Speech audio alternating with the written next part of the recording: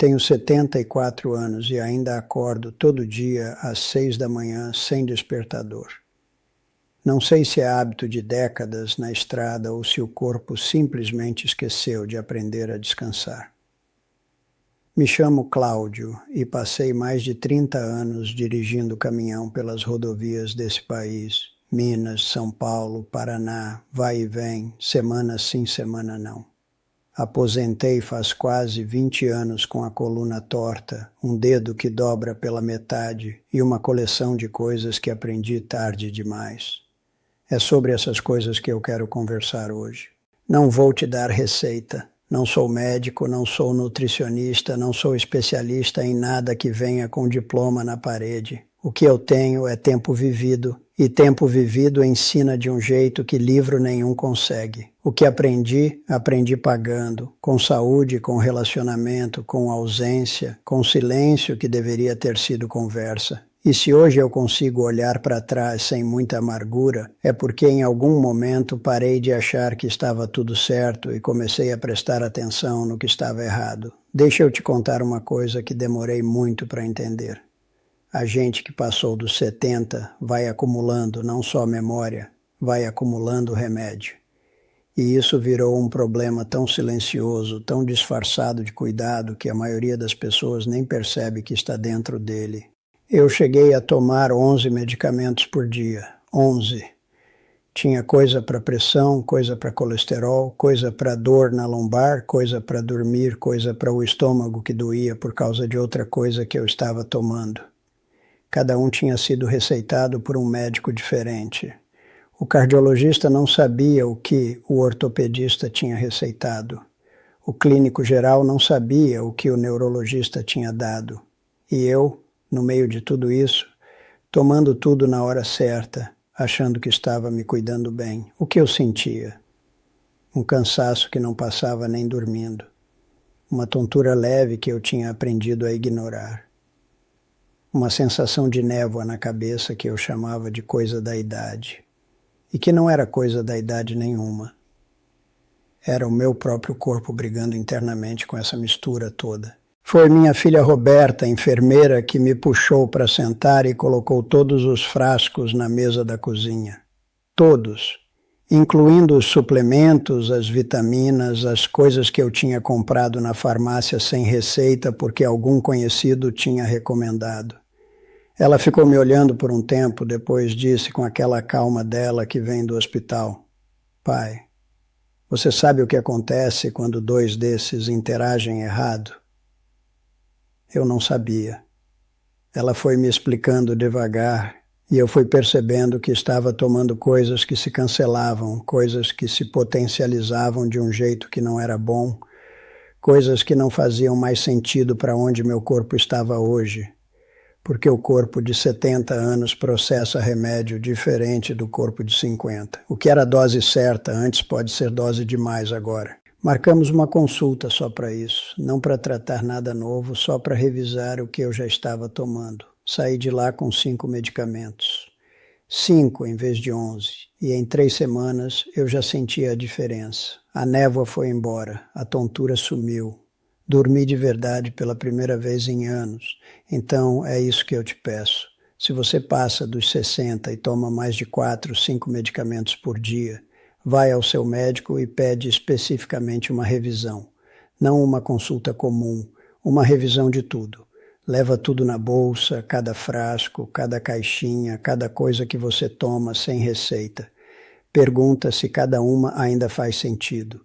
Pergunta se alguma está interagindo com outra. Pergunta se a dose ainda é adequada para a sua idade hoje.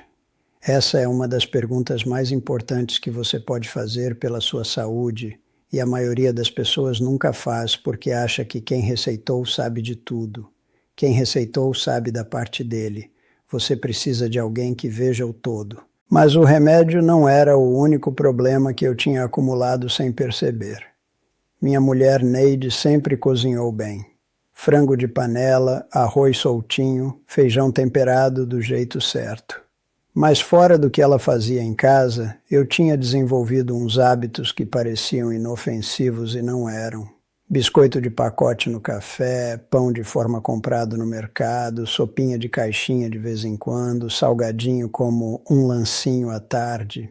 Cada coisa dessas sozinha parece pequena. Junto, ao longo de anos, vai construindo uma inflamação baixinha e constante no corpo que você não sente de uma vez. Sente aos poucos como uma dívida que cresce. Comecei a prestar atenção de verdade nas embalagens depois que Neide foi diagnosticada com fibromialgia e o médico falou em alimentação anti-inflamatória. Passamos a ler rótulo junto, que nem dois detetives na cozinha. O que eu encontrei me deixou sem jeito, porque eu era do tipo que achava que sabia o que estava comendo. Aquele biscoito integral que eu comia todo dia, açúcar era o segundo ingrediente na lista. A sopa de caixinha levinha, que eu achava saudável, mais sódio numa porção do que eu devia consumir em metade do dia. Sódio demais faz o que com um homem de 70 anos que já tem pressão controlada, força o coração, retém líquido, empurra a pressão para cima, e açúcar escondido todo dia ao longo de anos, vai construindo uma resistência à insulina que às vezes só aparece no exame quando já virou problema de verdade. Não estou falando de dieta, não tenho paciência para dieta e nunca tive. Estou falando de uma coisa mais simples. Olhar o que você está colocando no corpo com um mínimo de atenção. Se tem mais de 5 ingredientes no rótulo e você não consegue identificar metade deles, talvez valha pensar 2 vezes se aquilo precisa estar no seu cardápio todo dia. Fruta, verdura, comida feita em casa, não precisa ser elaborado. Precisa ser real. E água. Isso parece óbvio, mas não é. Depois dos 60, a sensação de sede diminui. O corpo pede menos, mas precisa tanto quanto antes. Eu fiquei anos levemente desidratado sem saber, achando que a moleza da tarde, a rigidez do joelho de manhã, a dificuldade de concentração eram só coisa da idade. Coloca a água na rotina como coloca qualquer outra coisa importante, antes do café, antes do almoço, antes do lanche. Não espera sentir sede, porque muitas vezes você já está desidratado quando a sede chega. Agora preciso falar de uma coisa que me custou mais caro do que qualquer remédio ou alimento errado, e que aconteceu de um jeito tão gradual que eu não percebi até estar fundo demais. Quando aposentei, achei que ia ser ótimo. 30 anos acordando antes do sol, dormindo em cabine de caminhão em posto de beira de estrada, com costas que latejavam e um dedo que nunca sarou direito. Quando chegou a aposentadoria, pensei, agora sim, agora vou descansar de verdade. Descansei. Por uns 3 meses descansei. Depois comecei a sentir uma coisa que não tinha nome fácil. Não era tristeza, não era doença. Era uma espécie de encolhimento. O mundo foi ficando menor sem que eu mandasse ficar. Parei de caminhar no quarteirão porque a calçada era irregular e eu tinha medo de tropeçar. Parei de ir ao mercado a pé porque era longe demais. Parei de sair quando chovia. Parei. E o corpo foi junto com o encolhimento. A perda de músculo depois dos 50 é uma coisa real, que acontece mesmo sem você fazer nada, cerca de 1% por ano se você não trabalhar ativamente contra isso. Agora imagina pegar essa perda natural e empilhar em cima uma decisão consciente de se mover menos. O resultado chega numa manhã, quando você vai se levantar da cadeira e percebe que precisa se apoiar nos 2 braços para conseguir. Quando sobe um lance de escada e para no topo ofegando. Quando seu neto te chama para jogar bola no quintal e você inventa um motivo para não ir, porque no fundo sabe que não aguenta. Foi o meu neto, Gustavo, filho do Júnior, que me acordou para isso. Ele tinha uns 8 anos e pediu para eu correr com ele na calçada, uma corrida curta, 50 metros. Eu tentei. Fiz talvez 20 metros e parei com o coração batendo mais do que devia. Ele me olhou com aquela cara de criança que ainda não sabe fingir, e eu vi que ele ficou com pena. Pena de mim. Aquilo doeu de um jeito que nenhuma dor nas costas tinha doído. Voltei para casa e fiquei pensando naquilo o dia todo. No dia seguinte comecei a andar. Só isso, andar. 10 minutos, depois 15, depois meia hora. Não comecei academia, não comprei equipamento, não entrei em programa nenhum. Comecei a andar e a fazer uma coisa ridícula de simples. Levantar e sentar da cadeira da varanda sem usar os braços, 10 vezes, depois 12, depois 15. Em 6 meses eu estava caminhando 40 minutos por dia. Minha pressão baixou. O joelho que eu achava que era artrose irreversível melhorou. E numa tarde de sábado, no quintal da casa do Júnior em Goiânia, meu neto Gustavo pediu de novo para correr. Eu corri com ele até o fim da rua. Não ganhei. Mas terminei de pé, rindo, sem parar no meio. O músculo não sabe quantos anos você tem. Ele só sabe se você está usando ou não. Essa é uma das poucas áreas da vida onde o tempo não manda, você manda. Mas tem uma coisa que o movimento físico não resolve sozinho e que eu demorei anos para reconhecer como problema, porque não parece problema, parece paz. Depois que aposentei e os filhos já tinham suas vidas, o dia foi ficando silencioso, não de uma vez, aos poucos. Um amigo que se mudou, outro que adoeceu, o vizinho velho que morreu, o cunhado que foi morar no sul com a filha. As pessoas foram sumindo da rotina e eu fui deixando o silêncio ocupar o espaço sem chamar ninguém para substituir. Tinha dias que a única conversa real que eu tinha era com Neide. E Neide estava com a saúde dela para cuidar, com as dores dela, com o cansaço dela. Ela não precisava ser o único ponto de contato humano que eu tinha com o mundo. O que acontece com o cérebro quando ele fica sem estímulo social por muito tempo não é coisa pequena.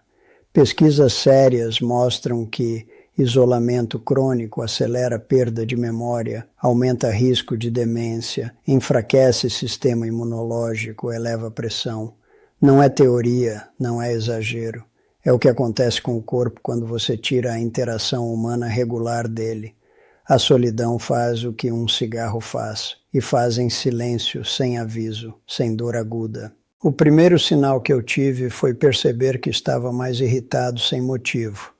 O segundo foi perceber que eu estava evitando sair, não porque estava cansado, mas porque a ideia de conversar com gente nova dava um trabalho que antes não dava.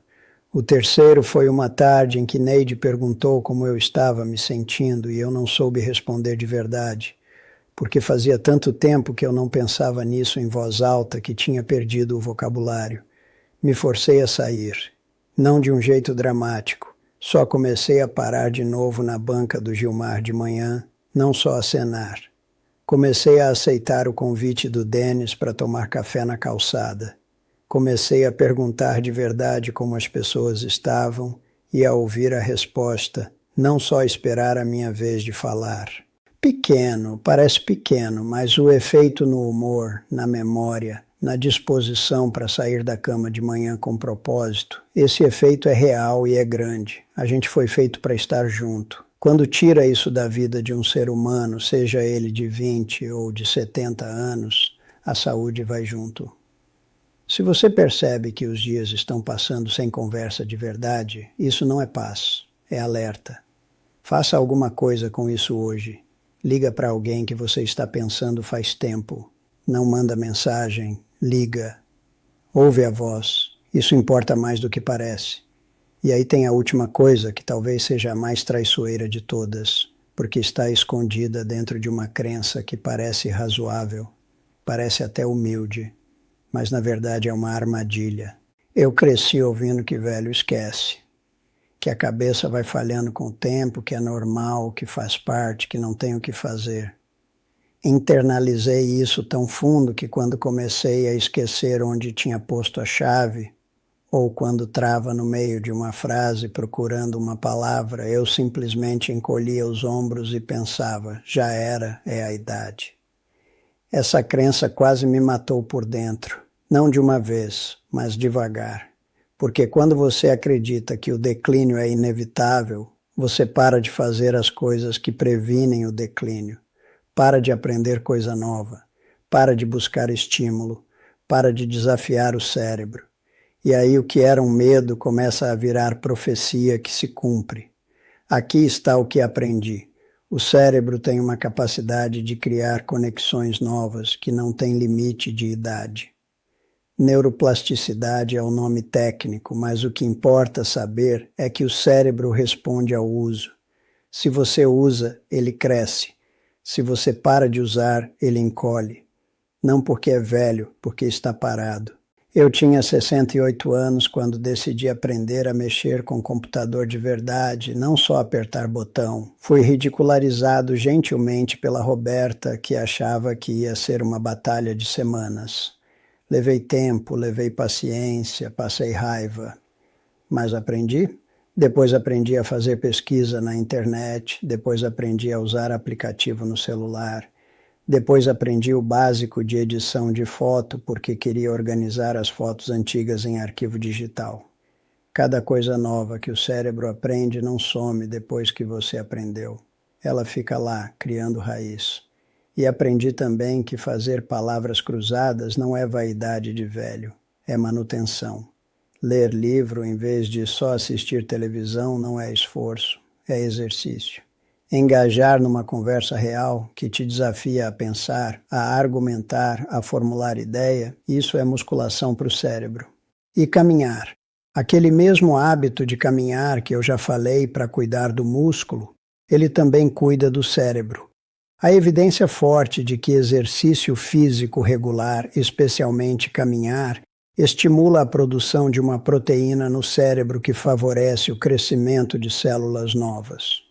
A mesma caminhada que cuida do joelho, cuida da memória. Não tem milagre, mas tem uma consistência simples que funciona. O que eu quero que você leve daqui não é uma lista de regras, é uma postura.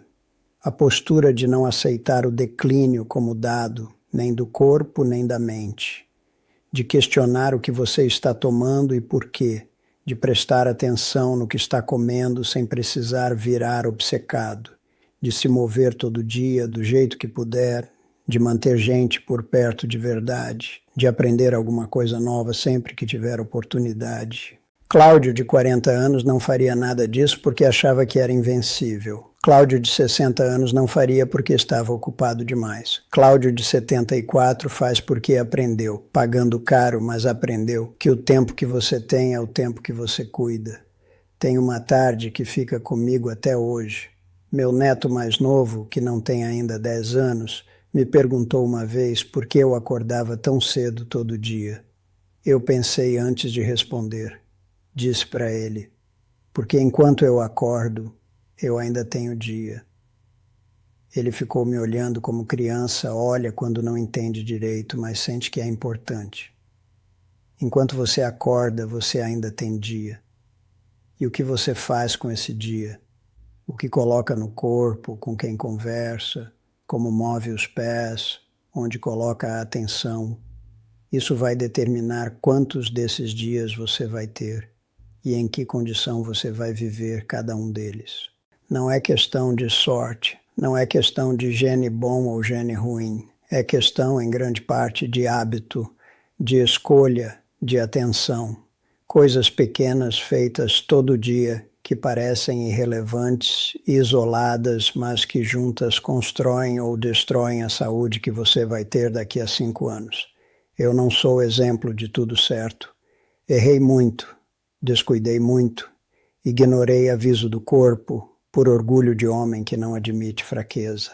Mas em algum ponto parei de usar a teimosia para negar o que precisava mudar e comecei a usar ela para mudar. Essa é a única virada que importa. Não precisa ser hoje tudo de uma vez. Começa com uma coisa, uma revisão de remédio marcada, um rótulo lido no mercado, 10 minutos de caminhada, uma ligação feita, uma palavra cruzada antes de dormir, uma coisa, e depois mais uma. O resto vai vindo. Tenho 74 anos, acordo às 6 sem despertador e ainda faço meu café no coador de pano que tenho desde os anos 90. Vivo bem, não perfeito, bem. E bem, na minha experiência, é mais do que suficiente.